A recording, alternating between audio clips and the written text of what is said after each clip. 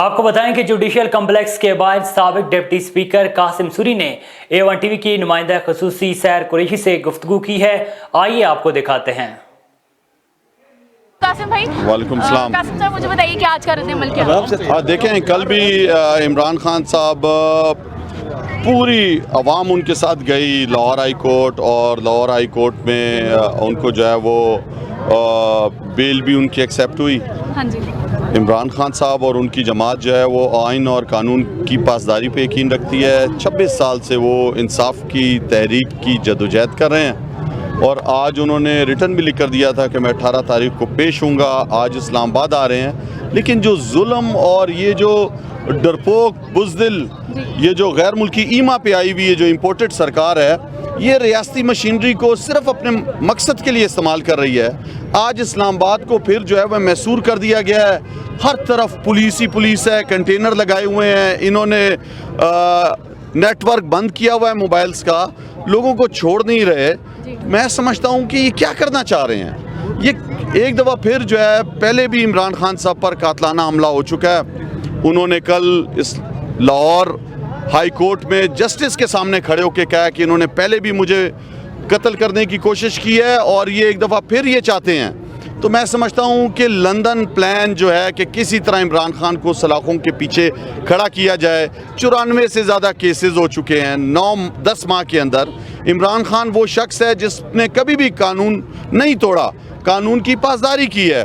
تو یہ چور جنہوں نے ملک کو لوٹا، حکومت میں آ کے 1100 ارب روپے کی چوریاں اپنی معاف کرائیں، پاکستان کی معیشت کو ڈبا دیا، دیوالیہ پن کی طرف لے جا رہے ہیں. آج لا قانونیت ہو چکی ہے، دہشت گردی بڑھ رہی ہے.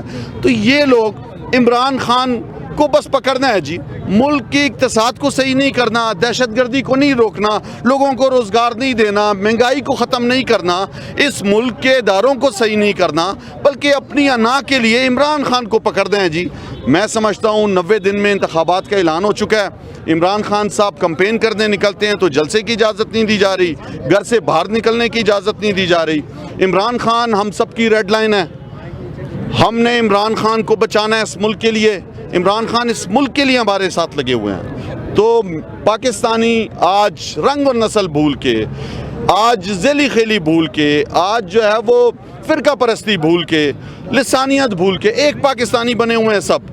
اور وہ سب چاہتے ہیں کہ پاکستان میں امن آئے، پاکستان ترقی کرے، پاکستان میں ووٹ کے ذریعے ان کو حق دیا جائے جو ان کا آئینی حق ہے.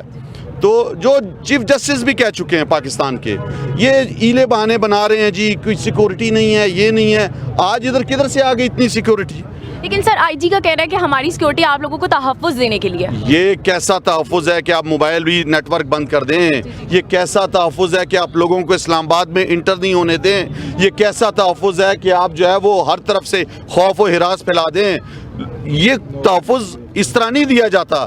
تحفظ پوری دنیا میں ملتا ہے، وہاں پہ پولیس تک نظر نہیں آتی، سسٹم ہوتا ہے وہاں پہ.